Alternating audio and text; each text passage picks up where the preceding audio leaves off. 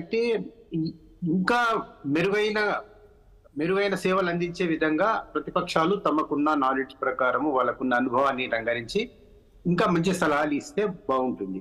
అయితే ఇదే సమయంలో ఇప్పుడు రాష్ట్ర ప్రభుత్వం చేయాల్సింది ఏంటంటే, ఇప్పుడు గతంలో మొన్నటి వరకు 10 సంవత్సరాల పాటు బీఆర్ఎస్ అధికారంలో ఉంది. వారికి ఈ రైతు బంధు పథకాన్ని అమలు చేశారు. దాన్ని ప్రతి ఒక్కరు అప్రిషియేట్ చేశారు. కేంద్రం నుంచి వచ్చిన కేంద్ర మంత్రులు కూడా అనేక సందర్భాల్లో దీన్ని ప్రస్తావిస్తూ రైతు బంధు అనేది మంచి పథకం అండి, మీరు దేశవ్యాప్తంగా ఈ పథకాన్ని అమలు చేస్తే బాగుంటుందనే అభిప్రాయం కలుగుతున్నదని చెప్పి బీజేపీ వాళ్ళు అప్రిషియేట్ చేసిన సందర్భాలు కూడా ఉన్నాయి. కాబట్టి మనం ఏం ఇక్కడ బేషిజాలకు పోకుండా బీఆర్ఎస్ కూడా మంచి సలహాలు ఇవ్వాలి. ఇదే సమయంలో రాష్ట్ర ప్రభుత్వము అంటే ముఖ్యమంత్రి రేవంత్ రెడ్డి గారు చేయాల్సింది ఏంటంటే, ఒక అఖిలపక్ష సమావేశాన్ని ఏర్పాటు చేసేసి ఇప్పటి వరకు మేము ఈ రుణమాఫీ అమలు చేశాము, దీంట్లో ఇంకా టెక్నికల్ ప్రాబ్లమ్స్ అరైజ్ అవుతున్నాయి, ఈ టెక్నికల్ ప్రాబ్లమ్స్ ని సాల్వ్ చేయడానికి మీరు ఇచ్చే సలహాలు సూచనలు ఏమిటి అని కనుక మిగతా ప్రతిపక్షాలన్నీ సలహాలు కనుక తీసుకొని ఉంటే, ఇప్పటికైనా తీసుకుంటే ఇంకా మెరుగ్గా మనం అమలు చేయడానికి అవకాశం ఉంది. దానికి రుణమాఫీకి సంబంధించిన నిధుల సమీకరణ విషయంలో కానీ టెక్నికల్ ల్యాప్సెస్ ని కూడా అధిగమించడానికి ఒక అఖిలపక్ష సమావేశాన్ని కనుక రేవంత్ రెడ్డి గారు అమలు చేస్తే బాగుంటుంది అనేది నా అభిప్రాయం, జర్నలిస్ట్ గా నా అభిప్రాయం.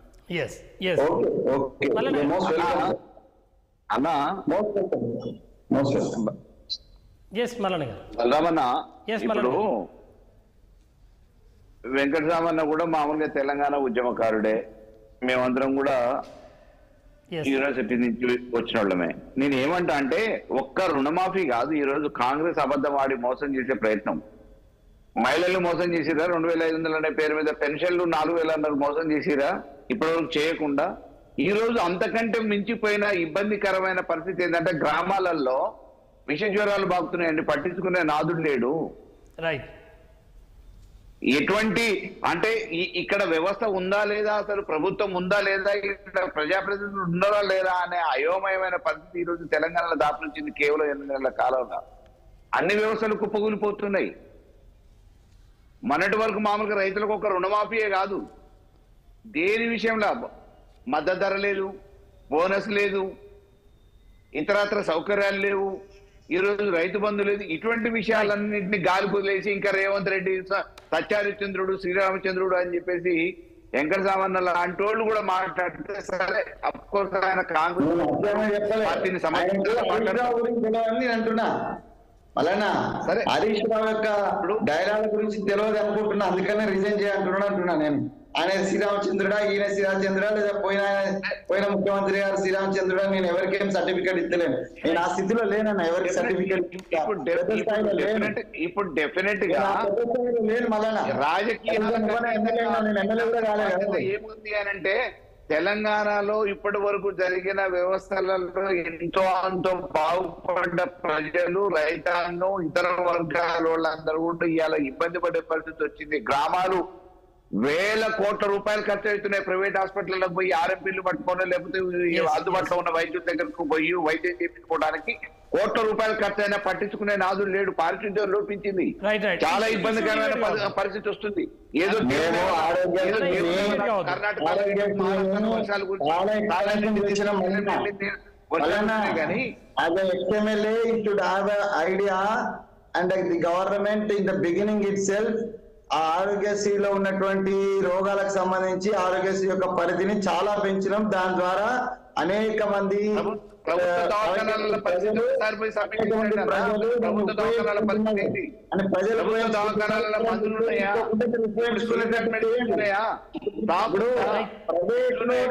నేను ఇస్తానంటే కూడా ప్రైవేట్ గా ఒక ఆయన పోతే నేను ఏం చేయలేను. అది సామాన్య ప్రజలు ఎవరు ప్రైవేట్ గా పోతలేరు.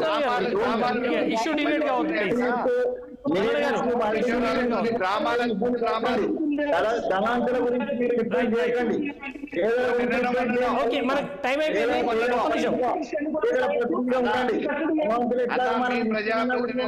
బాధ్యత వహించే, ప్రాతినిధ్యం వహించే నియోజకవర్గాలలోనే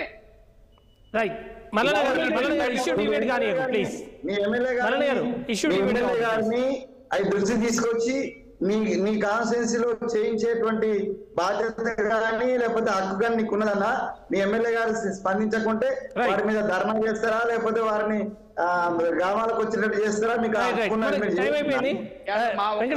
నియోజకవర్గం కాదన్నా రాష్ట్ర వ్యాప్తంగా విష జ్వరాలతోని అట్టుడికి పోతున్నారు.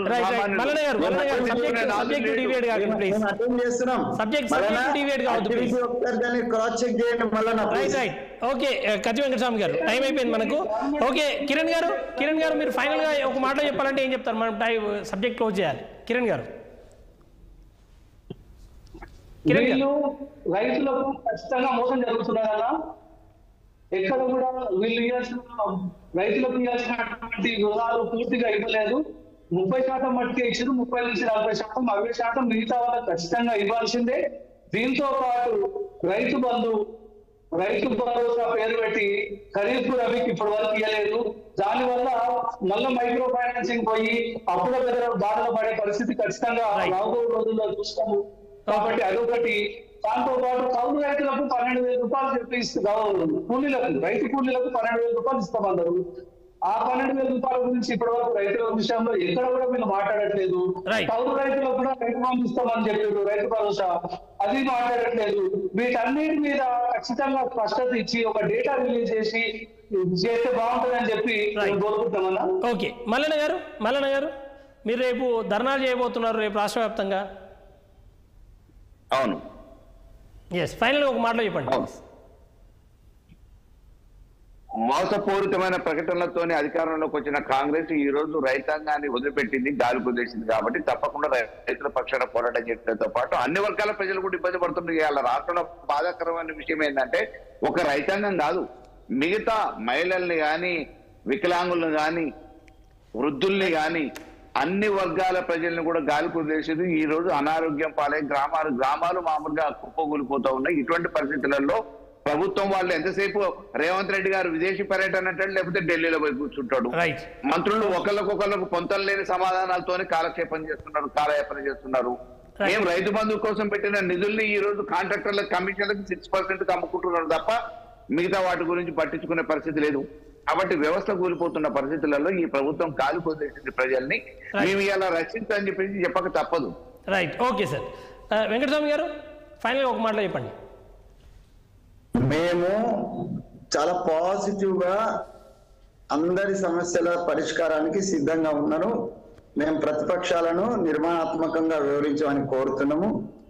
సరే, వాళ్ళకున్న అర్హతల గురించి నేనేం అడుగుతలేను. 10 ఏళ్ళు వీళ్ళ అధికారం ఉన్నారు, 10 ఏళ్ళు వాళ్ళ అధికారంలో ఉన్నారు. రైతులకు ఏం చేసిండు అనేది ఒక పెద్ద చర్చ. అది ఆ చర్చ గురించి నేను ఆ చర్చకు పోవటం లేదు. సో వాళ్ళ నైతిక హక్కు గురించి కూడా నేను ఇప్పుడు ఏం మాట్లాడతలేను. కానీ వాళ్ళ నుంచి వచ్చే నిర్మాణాత్మకమైనటువంటి సలహాలన్నిటి కూడా మేము అటెండ్ చేస్తామని, ప్రభుత్వంగా మేము బాధ్యతగా యుతంగా వ్యవహరిస్తామని మాత్రమే నేను చెప్తున్నాను. రైట్. ఈశ్వరరెడ్డి గారు ఫైనల్ ఒక మాటలో. దేశానికి రైతులు వెన్నెముక లాంటి వారు. ప్రతి ఒక్కరు కూడా రైతుల గురించే ఆలోచిస్తున్నాం. ప్రభుత్వం ఈ సమయంలో విమర్శలు వస్తున్నందున వెంటనే ఒక అఖిలపక్ష సమావేశాన్ని ఏర్పాటు చేసి ప్రతిపక్షాల సహకారం కూడా తీసుకొని ముందుకెళ్తే 100% సక్సెస్ అవుతుందని నేను విశ్వసిస్తున్నాను. Right sir. Thank you sir. Debate లో పార్టిసిపేట్ చేసిన కత్తి వెంకటస్వామి గారు, బొల్లం మల్లయ్య యాదవ్ గారు, మారుతి కిరణ్ గారు, ఈశ్వరరెడ్డి గారు, అందరికీ ధన్యవాదాలు.